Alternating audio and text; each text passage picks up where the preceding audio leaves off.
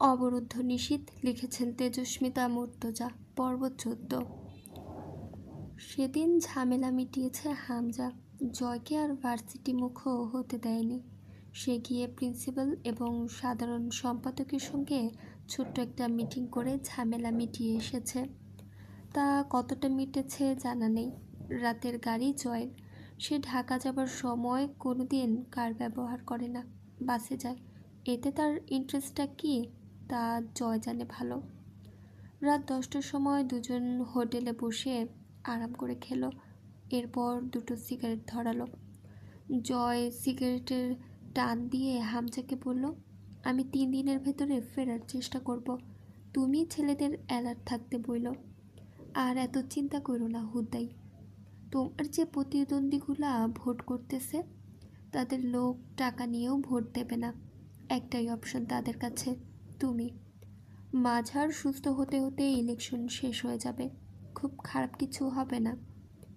হামজা কথা না বলে সিগারেট ঠোঁটে নেয়। বের হবার সময় জয় একটা পরনে হাফ স্লিভ টি শার্ট পরেছে। জ্যাকেট অথবা গরম কাপড় কিছুই নেই। ওভাবেই দৌড়ে ছাদে গেল। কবুতরের ঘরে পানি দেওয়া দরকার। সে চলে গেলে তরু কতটুকু যত্ন করবে এদের তা বলা যায় না। ফোনের ফ্ল্যাশ জ্বালিয়ে ভালোভাবে দেখল কবুতরগুলোকে। একা একাই 2-4টা কথাও বলল কবুতরদের সাথে। নেমে এসে তরুকে শাসালো। কবুতরদের যেন ঠিক মতো পরিচর্যা করা হয়, নয়তো বাড়ি ফিরে সবগুলোকে লাথি মেরে বের করবে বাড়ি থেকে। ঘড়িতে 10:30 বাজে। বের হবার আগ মুহূর্তে রিমির কথা মনে পড়ল। ওকে একটু জ্বালানো দরকার বের হবার আগে। রিমি কাপড় ইস্ত্রি করছিল। জয় লম্বা করে একটা সালাম দিল, যেন কত দূর থেকে মেহমান এসেছে। রিমি তাকালো, কথা বলল না। রেগে আছেন কার ওপরে? আমার ওপরে? রাগ কেন থাকবে? মহিলা মানুষের রেগে থাকার জন্য বিশেষ কারণ দরকার হয় না। রিমি ঠেস দিয়ে বলল, হ্যাঁ, আপনি যখন বলেছেন তখন তাই। আফটার অল মেয়ে লোকের ব্যাপারে খুব জানাশোনা আছে আপনার। গায়ে মাখল না জয় কথাটা। প্যাচপ্যাচে হাসি হাসল। আছে বলেই তো বলছি। সে যাকে পরীক্ষা দিতে যাচ্ছি। আপনার আল্লাহর নামে একটু দোয়া কালাম পড়ে ফুটু দিয়ে দেন। আমার তো মাটাই নাই, দোয়া টোয়া চাইব কার কাছে? আপনার আবার দোয়া লাগে নাকি? আপনি দোয়াতে বা আল্লাহতে বিশ্বাস করেন? জয় কথা বলল না। রিমি বলল, মা নেই, মামি তো আছে, তার কাছে দোয়া চান গিয়ে। জয় বসলো বিছানার উপর। ভাবি, ভাই এমনিতেই খুব টেনশনে আছে। বুঝেন তো কত দিকের চাপ। বুঝেনি তো কত দিকের চাপ। ইলেকশনের ঝামেলা তো বোঝার কথা আপনার। তার উপর চারদিক বহুত ফ্যাসাদ লেগে আছে। এই সময় ভাইয়ের দরকার আপনাকে, অথচ সপ্তাহ হয়ে গেল আপনি কথা বলেন না। কোনো কিছুতেই আপনার উপস্থিতি দেখা যায় না। ভাইয়ের মুখের দিকে তাকালেই বোঝা যায় তার ওপর দিয়ে কি চলে যাচ্ছে। এখন খুব করে তার আপনাকে দরকার। আপনি তার বউ। তার পেরেশানি দূর করতে আপনার বিকল্প নেই। রাগ করে থাকবেন না এখন আর। আমিও থাকবো না কয়েকদিন ভাইয়ের পাশে। আপনিও মুখ ফিরিয়ে থাকলে। এবারে গলার নরম স্বর পরিবর্তিত হয়ে জয়ের নিস্তব্ধতা এলো। সমস্যা বা ঝামেলা যদি আমায় নিয়ে হয়, আমি তো আর ক্ষমা টমা চাইব না জানেনি, অথবা আফসোসও করব না। আপনি কিসের আশায় রেগে থাকবেন তাহলে? অন্তত যতদিন বেঁচে আছি এভাবেই চলতে হবে। চলবে হয়তো, তাই বলে তো আর চিরদিন রেগে থাকতে পারবেন না। তো কদিন আগ আর পিছ, কেননা এখনই ঠিক হয়ে যান। আমি জিনিসটাই এমন ভাবি, যেখানে আমার অবস্থান তার আশেপাশে কিছু না কিছু ক্ষয় হয়, এটা আমার নিজস্বতা বলা চলে। মেনে নিন। আসি, ভালো থাকবেন। অকপটে নিজের অসৃষ্টতা স্বীকার করে বের হয়ে গেল জয়। হামজা বাইরে গাড়ি নিয়ে দাঁড়িয়ে আছে। সোফার হাতলে ঝোলানো শাল চাদরটা ওড়নার মতো গায়ে পেঁচিয়ে নিল। বাস স্ট্যান্ডে গিয়ে দুটো টিকিট কাটলো হামজা। পুরো দুটো সিট জুড়ে একা লাগে জয়ের। পাশের চায়ের দোকানে বসে দুজন 2 কাপ চা খেলো। 1 প্যাকেট সিগারেট কিনে নিল জয়। ঘাড়ে গামছার মতো ইয়ারফোন ঝুলছে। বাসে ওঠার আগে হামজা জয়কে অন্ধকারের দিকে নিয়ে গেল। এদিক ওদিক তাকাতে তাকাতে জয়ের হাতে চাদরের আড়ালে তার সেমি অটোমেটিক পিস্তলটা তুলে দিল। জয় বিরক্ত হলো। এই শালার কি দরকার? ও আমার হাতে থাকলেই একটা পাপ কাজ হয়ে যাবে। তার চেয়েও বড় কথা, আমি বিপদ ক্ষেত্র থেকে দূরে যাচ্ছি। তুমি থাকবে এখানে, মালটা তোমার দরকার হবে। হামজা গম্ভীর স্বরে বলল, চুপচাপ এটা প্যান্টের বেল্টে গুজে ফেল। আমার বাপ হবার চেষ্টা করবি না। আর এটা তোকে পাপ করার জন্য নয়, বরং সেলফ ডিফেন্সের জন্য দিচ্ছে। এই বাসেও তোর সাথে মৃত্যুদূত যেতে পারে।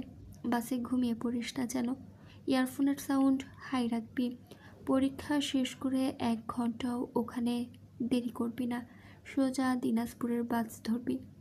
কথা শেষ করে একটা ছোট্ট পকেট ছুরি এগিয়ে দিল হামজা। এটা পকেটে রাখ, ভালোভাবে পরীক্ষা দিস। এসব কোনো চিন্তা মাথায় রাখার প্রয়োজন নেই। পরীক্ষা খারাপ হলে আমার কাছে জায়গা হবে না তোর।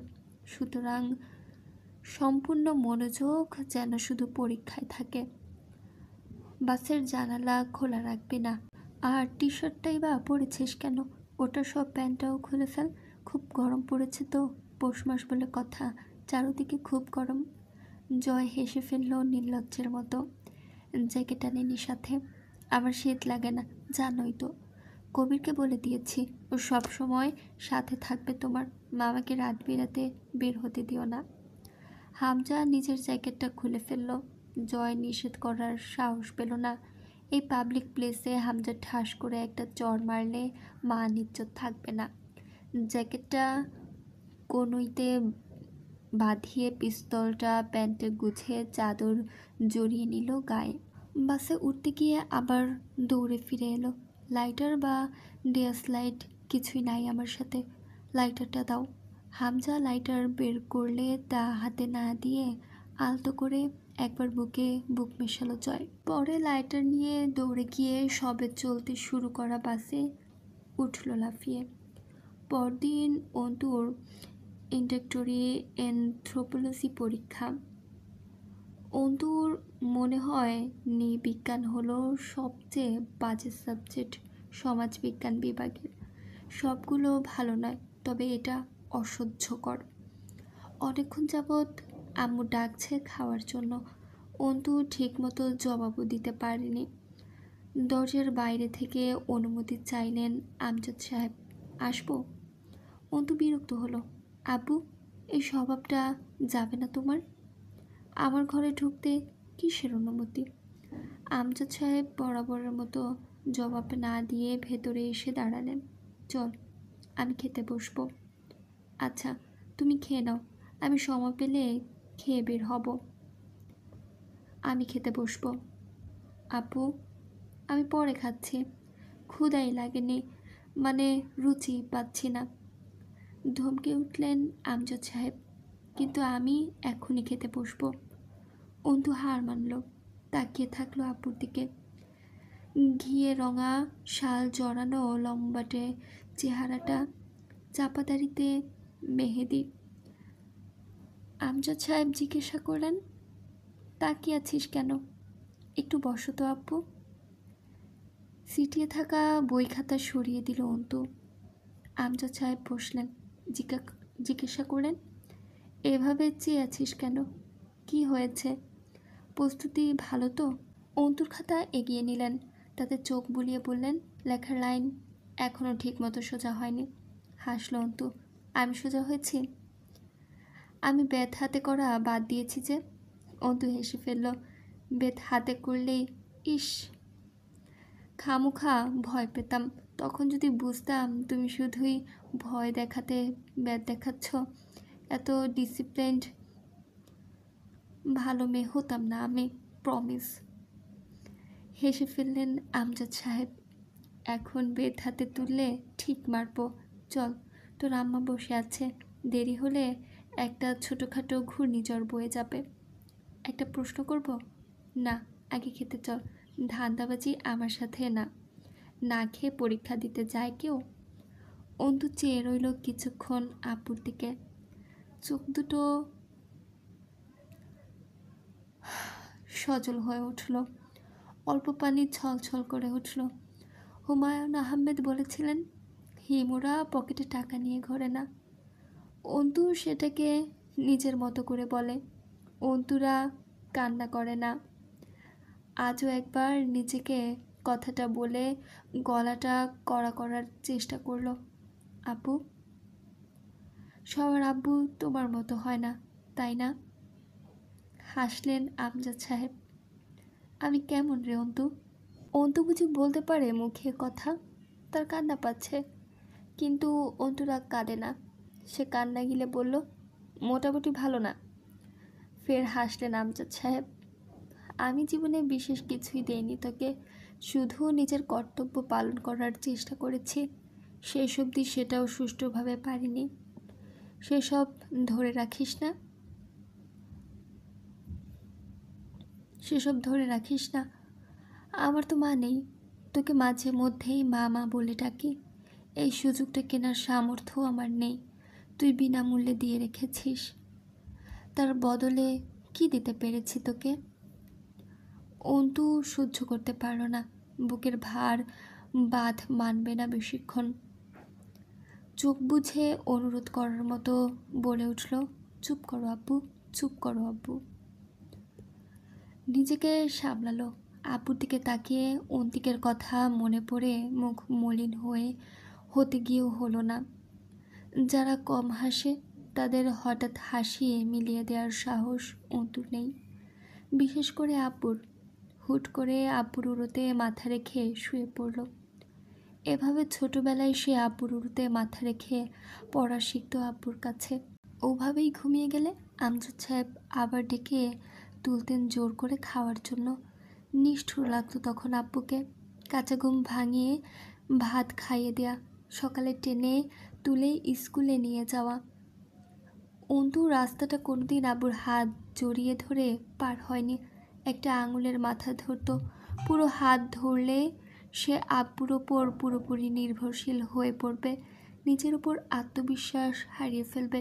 অথচ আব্বুর হাতের আঙুল ধরা ছাড়া পার হতে সে জানে না। আমজাদ সাহেব অন্তুর উস্কো খুস্কো চুলে আলতো হাত রেখে বললেন, চল খেয়ে নেই। তোর মা আজ বাড়ি ছাড়া করবে আমাদের। হঠাৎই নিজের জীবনে আব্বুর সত্তাটার সমস্তটুকু উপস্থিতি যেন বুকের ভেতর এক থলে তরল আবেগ হয়ে জমেছে। ভার অনুভব হচ্ছে বুকের ওপর সেই তরল। চোখ ফিরিয়ে নিল। বই খাতা গোছাতে গোছাতে আনমনে নিজের স্বভাবসুলভ ধীর গলায় বলল, আব্বু শোনো, তুমি আবার কোনোদিন আমায় রেখে চলে যেও না, বুঝলে? আমি কিন্তু রাস্তাটা পার হতে শিখিনি এখনো। তুমি না জোর করলে খেতে যাওয়ার অভ্যাসটাও হয়নি এখনো। আরও অনেক সমস্যা। আমজাদ সাহেব কেমন করে যেন হাসলেন। শিখে যাবি সব। মানুষ অভিযোজন ক্ষমতা সম্পূর্ণ প্রাণী অন্তু। সামাজিক কোনো মানুষকে জঙ্গলে ফেলে আসলে সে চার পায়ে চলতে অবধি শিখে যায়, বেঁচে থাকার তাগিদে। অন্তু দিশেহারা হয়ে তাকায়। অস্ফুটের ডাকে, আপু। থেমে আবার ডাকে, তোমার যাওয়ার হলে আমার সঙ্গে নিবে প্লিজ। আমি আত্মনির্ভরশীল, কিন্তু তোমার আঙুলের ডগা আঁকড়ে ধরি যে অংশ দিয়ে, ওইটুকু তো ফাঁকা। তোমার আঙুলটাকে সর্বক্ষণ খুব দরকার আমার। অন্তুর কণ্ঠে শাসনের স্বর, অথচ গলাটা গুলিয়ে আসছে, থরথরিয়ে কাঁপছে ঠোঁট দুটো। এক সময় এবার থুতনিটা ভেঙে এলো। অন্তু অন্যদিকে ফেরে। আমজাদ সাহেব প্রাণ ভরে মুচকি হাসলেন।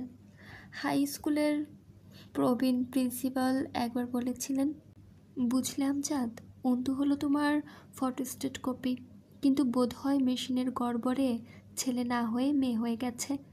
অন্তুরা জানে না বাপেরাও অন্তুর মতোই, মুখ ফোটে না তাদের।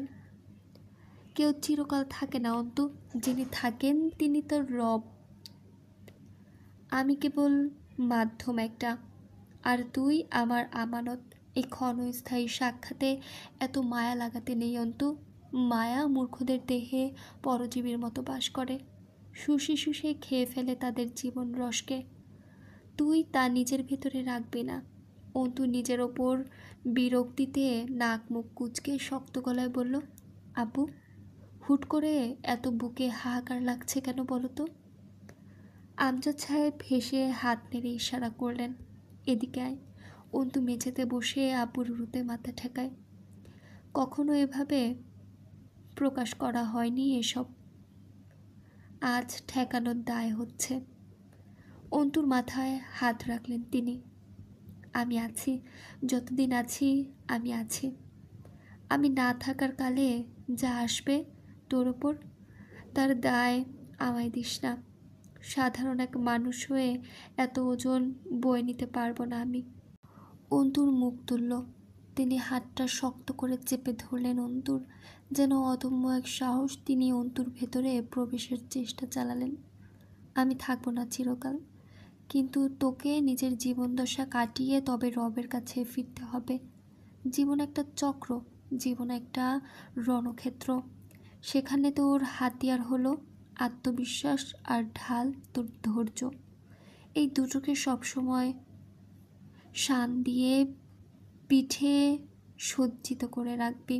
মনে রাখবি, ধৈর্য নামক ঢালটা যেন বেশ পুরো হয়। ছোটোখাটো আঘাতে কোনাগুলো ছিটকে না যায়, তার কোনাগুলো ছিটকে না যায়। যে পথে পা বাড়াতে চেয়েছিলি, এই সমাজ তোকে ভালো রাখবে না অন্তু। ভালো থাকাটা ঠিক আমারও পছন্দ নয়, কারণ যেখানে এই জগৎ সংসারে ভালো থাকার একমাত্র অপশনটা হলো অন্যায়ভাবে জীবনযাপন, সেখানে অন্যায়কে অবলম্বন করে ভালো থাকতে চাওয়ার বোকামি আমি করিনি। তাই তোকেও আর বাধা দেইনি এই দুর্গম পথে এগিয়ে যাওয়া থেকে। আমজাদ সাহেব হাঁটতে হাঁটতে বললেন, সব সময় মনে রাখবি, যা ঘটছে তা ভয়ঙ্কর নয়, কারণ তা তোর সামনে রয়েছে। সেই অনুযায়ী ব্যবস্থা নিয়ে তা মোকাবেলা করতে পারবি তুই। কিন্তু ভবিষ্যতে যা ঘটবে তার সম্বন্ধে তোর কিঞ্চিত ধারণা নেই। সুতরাং সেটা হলো বেগ খবরে উঠে আসা তাণ্ডবপূর্ণ ঝড়, যার পূর্বাভাস বা সচেতনতা নেই তোর কাছে, আর যা সম্বন্ধে জানিস না তার বিরুদ্ধে ব্যবস্থা নেওয়া যায় না, তাই সেটা ভয়ানক। অর্থাৎ ভবিষ্যতে যা আসবে তার তুলনায় সামনে থাকা বিপদ খুব নগণ্য, দুর্বল এক ফোঁড়া মাত্র। ভবিষ্যতের অজানা বিপদের চেয়ে এটা দুর্বল, আর এই দুর্বল বিপদের চেয়ে তুই বহুগুণ শক্তিশালী, বহুগুণ। অন্তু আজ অবধি কোনোদিন আব্বুকে ছাড়া কোনো ছোটোখাটো পরীক্ষাও দিতে চায়নি। তিনি স্যান্ডেল খুঁজে পেলেন না। পরে দেখলেন অন্তু তা পরিষ্কার করছে একটা কাপড় ঘষে।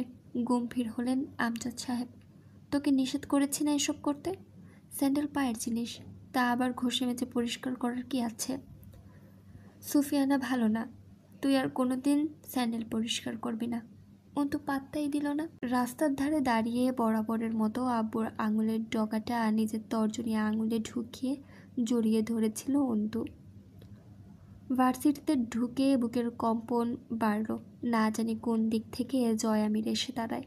আমজাদ সাহেব ফাইলটা অন্তুর হাতে ধরিয়ে দিয়ে কিছুক্ষণ উপদেশ দিলেন, যেন অন্তু টিটন গার্ডেনের শিক্ষার্থী এবং সে যাচ্ছে পরীক্ষা দিতে, তাকে শিখিয়ে পড়িয়ে দিচ্ছেন আমজাদ সাহেব। অন্তু হাসল। আমজাদ সাহেব পকেট থেকে 100 টাকার একটা নোট বের করে বললেন, আবার নিতে আসতে হবে নাকি, নাকি চলে যেতে পারবি? অন্তু ঘাড় নাড়ল। আসতে হবে না, আমি চলে যাব। যতক্ষণ অন্তু বিল্ডিংয়ের ভেতরে ঢুকে বারান্দা পার হলো ততক্ষণ অপলক চেয়ে রইলেন আমজাদ সাহেব। অন্তু আড়াল হলে অল্প সিক্ত চোখটা ওপরের দিকে তুলে ভেজা ভাবটা শুকানোর চেষ্টা করলেন। আজ অন্তু দ্বিতীয় বর্ষের ফাইনাল দিতে ঢুকেছে। কতদিন পর এলএলবি চূড়ান্ত পরীক্ষায় বসবে। তখনও এইভাবে গিয়ে চাতক পাখির মতো চেয়ে থাকবেন তিনি অন্তুর বের হবার অপেক্ষায়। কতদিন বাদে মাস্টার মশাই থেকে তিনি অ্যাডভোকেট মেহেজাবিন আরমিন অন্তুর বাবা হতে যাচ্ছেন। বুকটা ভরে উঠল, চোখ জ্বালা করতে লাগলো খুব। অন্তুটা বড় হয়ে গেল। এই তো কদিন আগে হাত ধরে স্কুল ড্রেস পরে মাথায় ঝুঁটি করে স্কুলে যেত অন্তু। আমজাদ সাহেব চোখ ফেরালেন। আস্তে করে হেঁটে বেরিয়ে এলেন ভার্সিটির ফটক পেরিয়ে। পরীক্ষা শেষ না করতেই পিয়ন এলো হলে। অন্তু তখন হিমশিম খাচ্ছে লেখা শেষ করতে। অল্প সময় বাকি, লেখা অনেক। তারই মাঝে পিয়ন জানালো মনোয়ারা রহমান নিজের কক্ষে ডেকে পাঠিয়েছেন আরমিনকে।